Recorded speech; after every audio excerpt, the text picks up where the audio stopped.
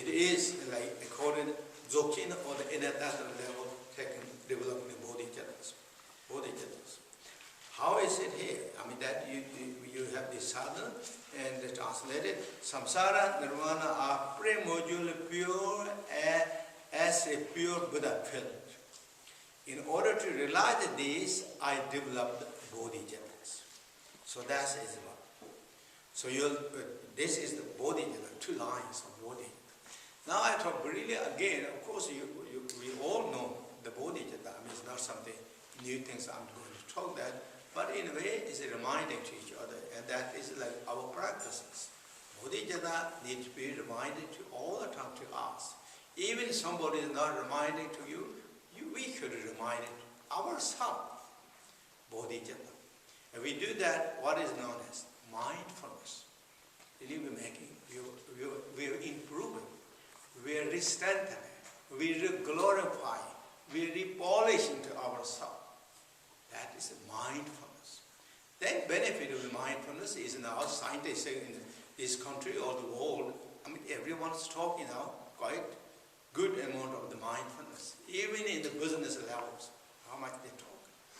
So therefore, it's a reminder, and when you remind this reminder of the bodhicitta, that means the reminder of love and compassion, wisdom is super mindfulness.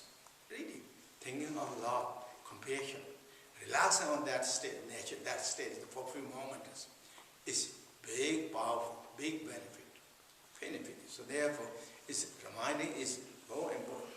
So therefore, again, the essence of the bodhicitta is what? In the great master Maitreya said,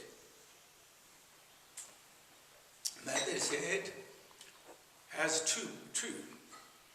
With the compassion, developing the bodhicitta. With the compassion, developing the bodhicitta. So that means, and then again, Guru Padma said, there is a teaching known as the Lamar Rinpoche Pumpa. Graduation, a jewel hip of the graduation path is the Guru Padma's teaching. In there, Guru Padma said, love and compassion, wisdoms are the Buddha mind. They are the Buddha mind. That means love is Buddha, compassion is the Buddha, and the wisdom is the Buddha. When you develop that, you are in enlightened status. That was really Guru Padma said. So therefore, particularly when we develop the compassion, again in the teachings, all the bodhicitta, if we summarize the bodhicitta to kind of bring down to the one single state, so what is bodhicitta? Bodhicitta is compassion. It's compassion. Essence of the bodhicitta is compassion. And the compassion to whom? To all the living beings. To all the living beings without any discriminations. Compassion. That wisdom is completely connected. That compassion is completely connected with wisdoms. Wisdoms. When we have the compassion, according to the teaching, it brings the great wisdom, smartness, intelligence. Because when we have the compassion, our mind is more calm and peaceful. And therefore then there is no kind of like blockade of that, and the wisdom, nature of the mind or the awareness shines so beautifully, and the wisdom comes together with the compassion.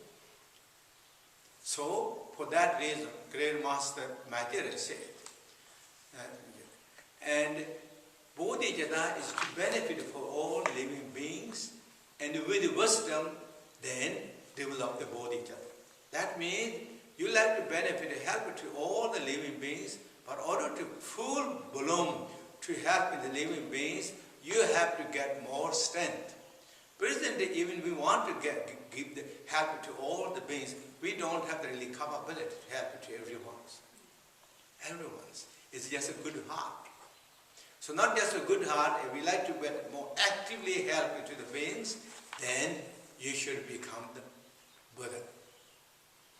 Get enlightenment. So therefore, by the compassion in the teaching, by the compassion focused to all the living beings, by wisdom you are more projecting to the enlightenment, all focused on enlightenment.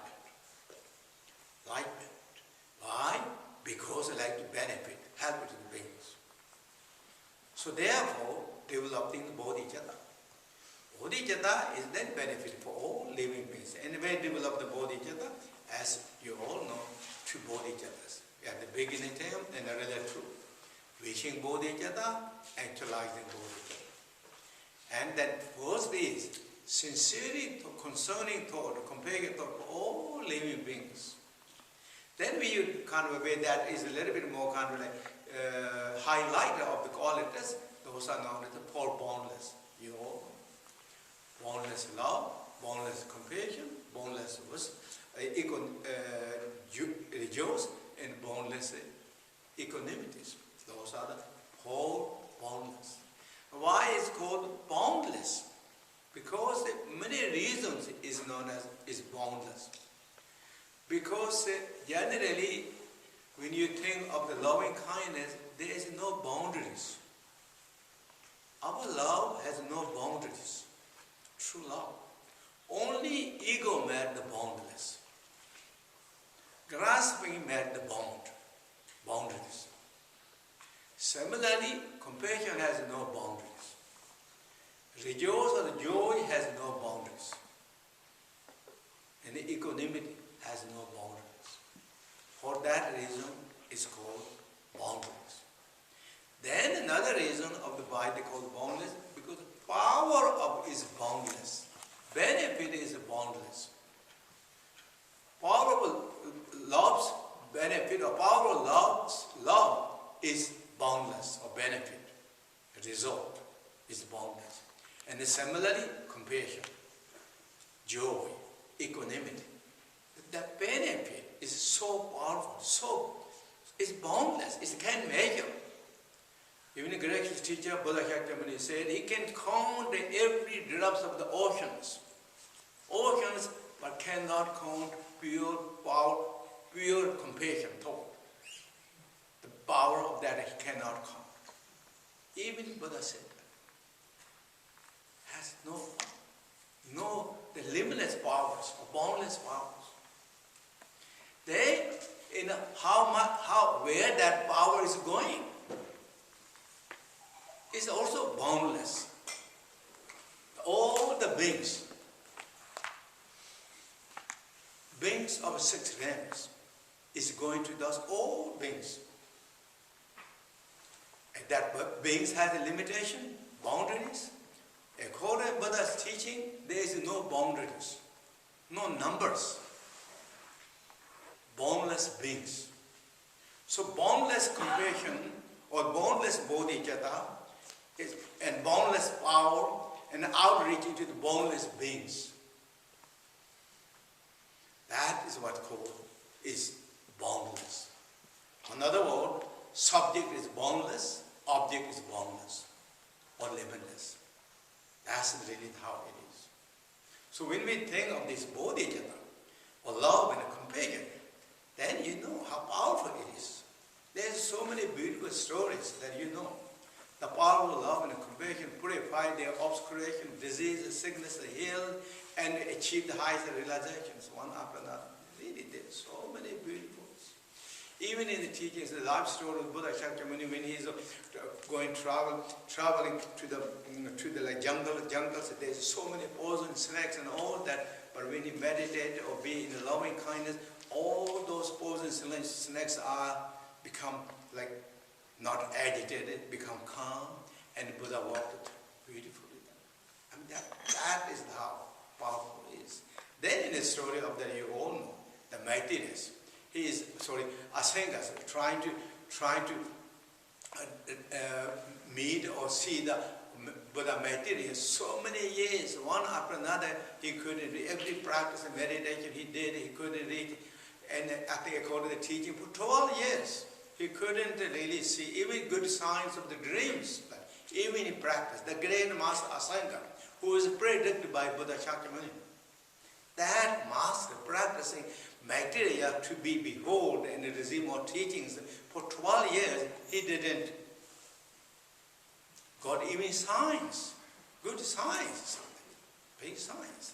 But because of his compassion, so strong compassion to the old sickness dog, that moment, because of that, matter appeared right in front of him as glowing sun in front of the ascendants.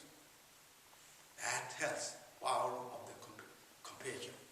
Instantly purify. Whatever the blockage that is not beholding the matter is instantly teared down, purified, and behold.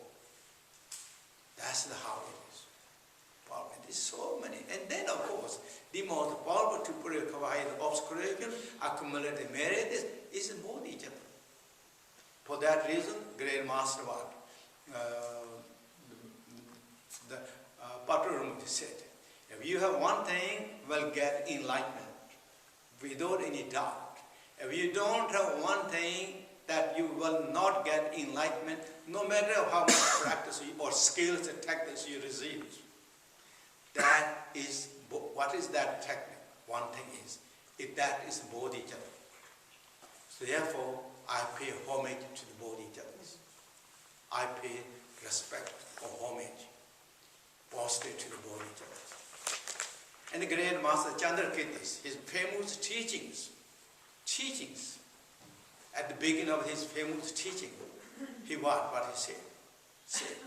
He said, I prostrated to the compassions.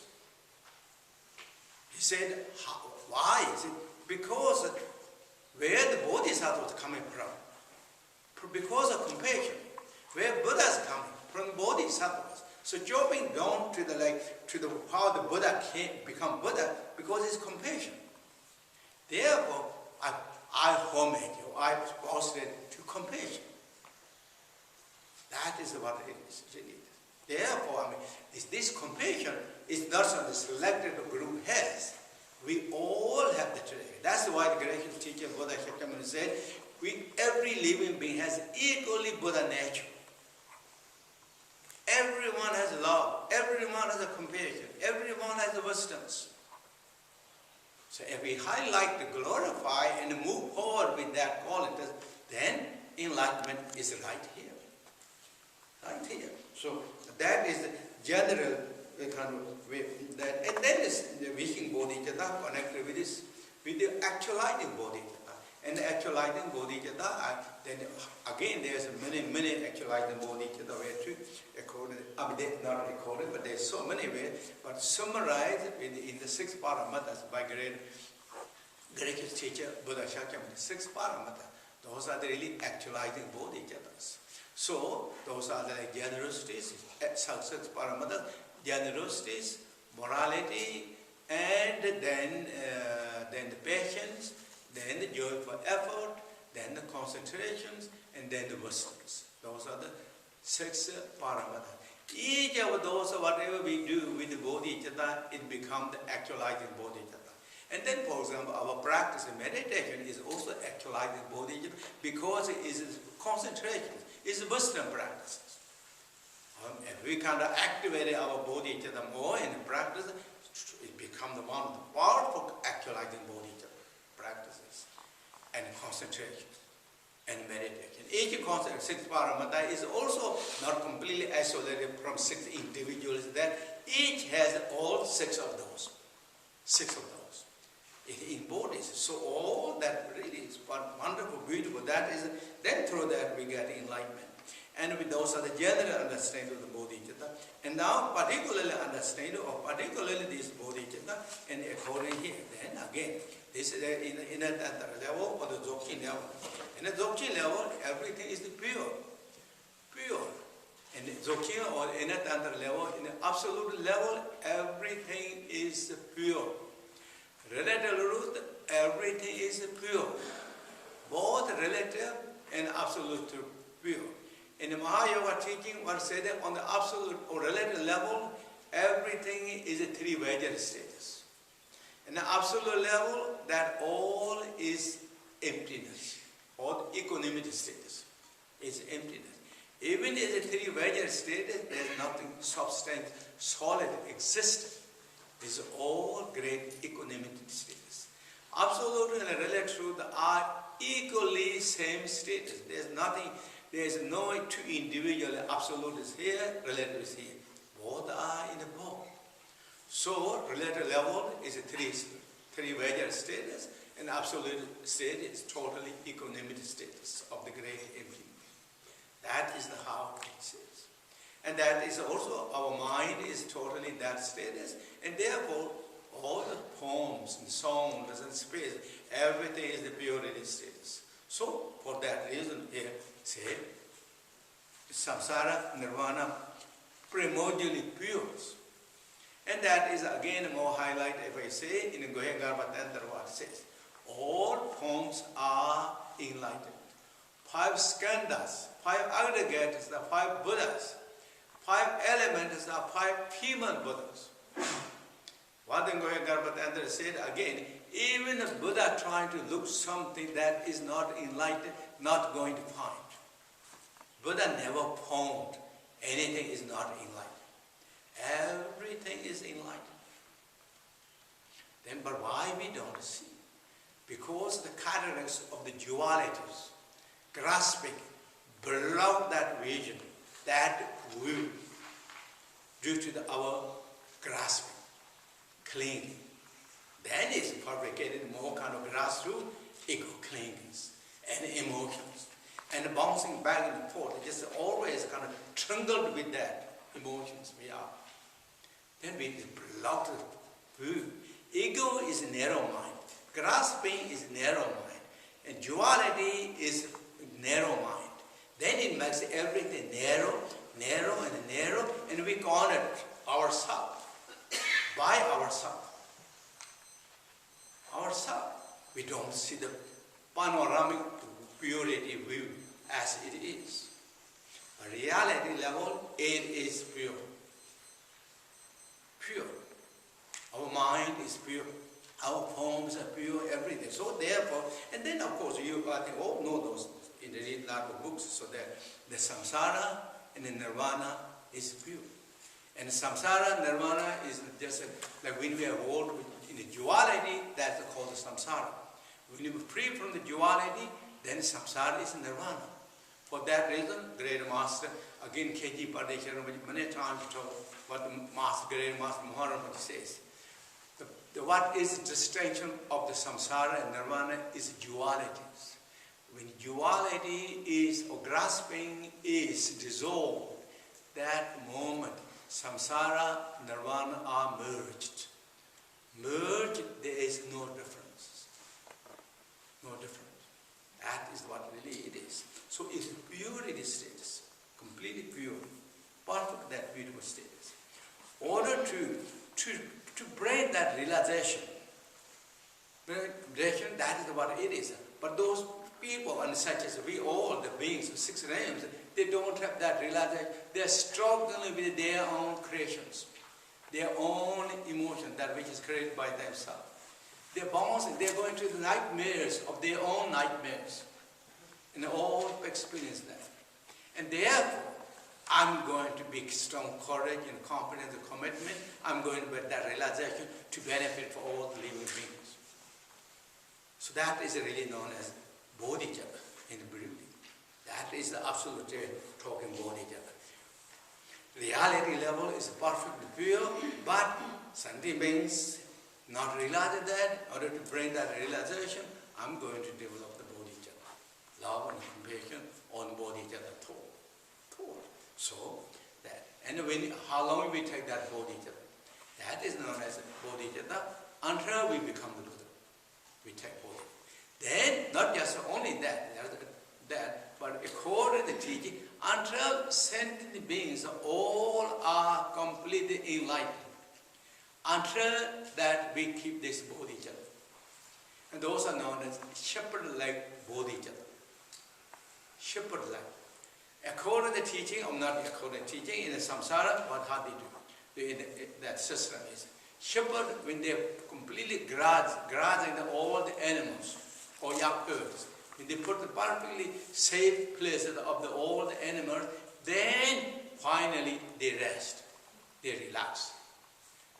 Similarly, those great bodhisattvas such as Mejuhiri, Avalokiteshvara, Vajravarahi, Chetanga, Namkho Nyingpo, Sai Nyingpo, all those bodhisattvas, they are like until sentient beings. They are going to continue to be as bodhisattvas. Until sentient beings reach enlightenment, they continue to be as great bodhisattvas to benefit, to help, to outreaching to every living beings.